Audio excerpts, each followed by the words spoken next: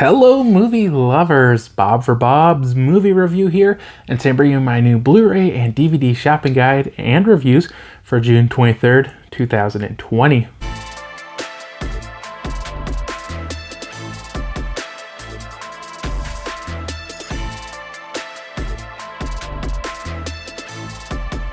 Hope you guys do enjoy the video. Remember, you can find affiliate links to purchase this movies down in the description below. And before we start the video, I just want to wish all the dads out there a late happy Father's Day.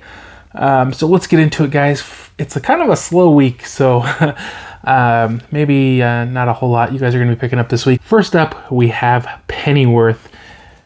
DC will make a show based on anything.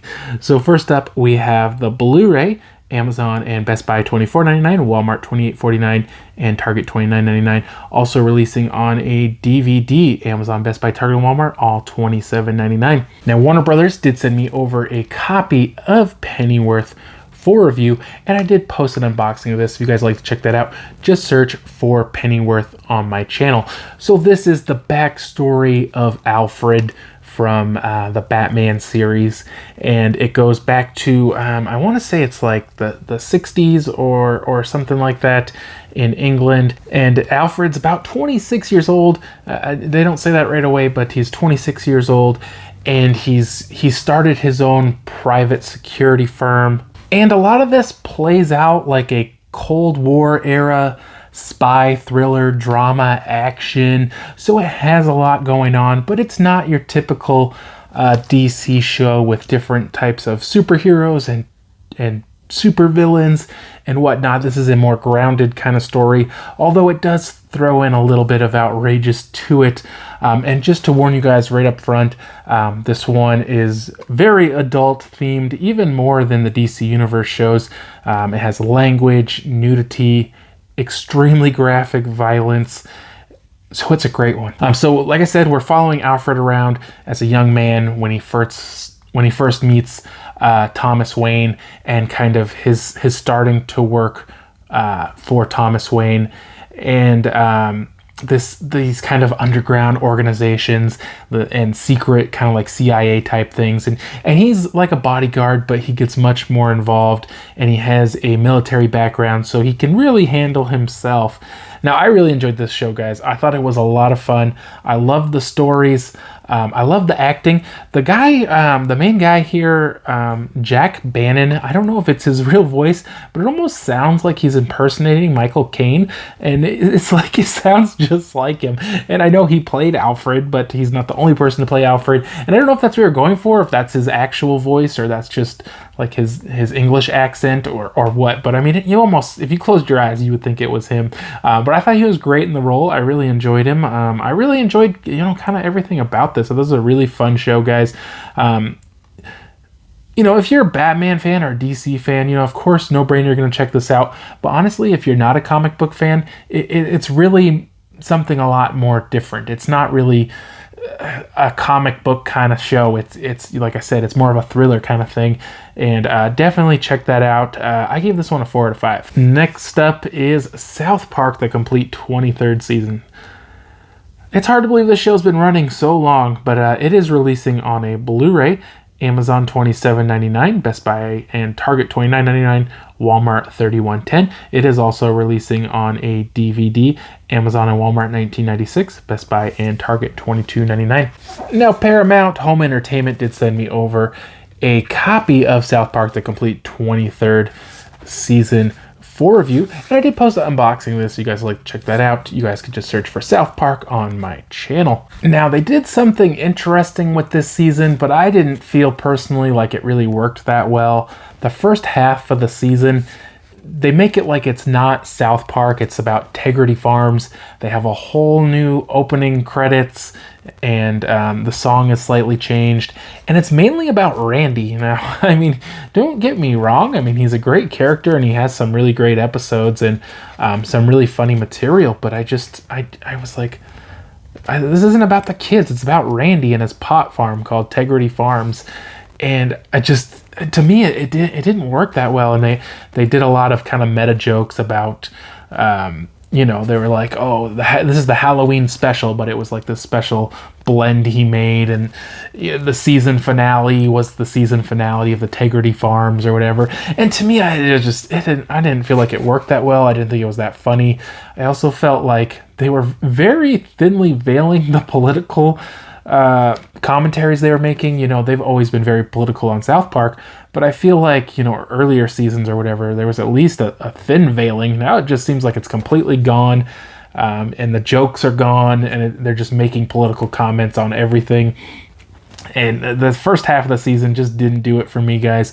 The second half, I felt like, you know, turned it around quite a bit. Although I did like the Halloween special episode, and there were a couple, you know, episodes that I liked quite a bit. I didn't think the first half was that funny. Once they got back on the kids, you know, it's back to business as usual. And I definitely enjoyed that second half a little bit better. But overall, guys, I did like the season. I just felt like it just wasn't super funny to me, and I give this one a 3 out of 5. You know, South Park diehard fans, you're gonna like this one probably if you like the last one. But yeah, I give it a 3 out of 5. Next up, Ineritance is releasing on a DVD. Amazon and Walmart $12.96, Best Buy and Target $13.99. Now, I did review this one when it released. I guess it would be on digital, because I don't believe it got released in theaters. But this one is about this woman who is, she was some sort of politician, she was a lawyer, and her brother was trying to be governor or senator or something, and their dad dies, and she finds out this dark secret about him, and she doesn't know what to do, and she has to try to cover it up, and she's trying to be an honest person, but this secret could really ruin her family. I love this movie, guys. It has a lot of twists and turns, and Simon Pegg's in it, and he's great. I give this one a 4.5 out of 5. Not a rating I give very often, guys. I thought this was a really fun movie. I really enjoyed it. If you guys have seen this one, let me know for sure if you guys liked it as much as I did, or what. Next up is Burden, releasing on a DVD. Amazon and Walmart $14.96, Best Buy $17.99, and Target $22.99. Next up is The Legion, releasing on a DVD. Walmart $12.96, Target $12.99, Amazon and Best Buy $13.99. Now, I do have a couple of titles to review for you guys that have already been released, but I just didn't get them in time to get them up for review. So first up, Paramount Home Entertainment sent over the Gladiator 4K Steelbook. Now, this was available on 4K before, but this was to celebrate the 20th anniversary of Gladiator. I did watch the theatrical cut. I had seen the extended cut before. It's almost 3 hours, or it's 3 hours, 170 minutes. So it's way up there. I decided to go with the theatrical cut this time at 155 minutes. Now, this is a really cool movie about a warrior for the Roman Empire named Maximus, and basically he's really loyal to the king. But then the king dies and the son takes over, and he doesn't like the son at all. He's a bad guy, and he's played by Joaquin Phoenix. And basically they're going to kill him, and so he escapes, but then he ends up getting taken as a slave and forced to fight in gladiator battles. Now, I was surprised how much of this movie, I mean, I guess it's called Gladiator, but from the time I'd watched it before, most of the movie he's the gladiator, and he's got to fight in these battles to the death, and eventually he forcibly comes back, and it's kind of revealed that he's still alive. It was a really good movie. I mean, really great performances, great story. I was surprised, kind of, you guys, this is well known for having that scene where the chariot flips over and there's like the gas can in the back, or the compressed gas or whatever can in the back, and you could see it. I was a little surprised they didn't try to, digitally cover it up or something. I don't know if it'd be a good thing if they did, or a good thing that they didn't, but it is still there. So the 4K quality on this, guys, I don't know. I wasn't too blown away by it. I mean, it is definitely a good transfer, but I can't imagine the 4K really looked any different than the Blu-ray. But I did like the movie, guys. I give it a 4 out of 5. It's a great movie. A lot of people just really love this movie, and it's a lot of people's favorite movie, and it does have a lot of kind of blood and violence and whatnot. Definitely interesting one. Check that one out. And then lastly, Paramount Home Entertainment sent over Urban Cowboy for review. This is a movie I had never seen. I don't know when the heck this thing is from, 1980.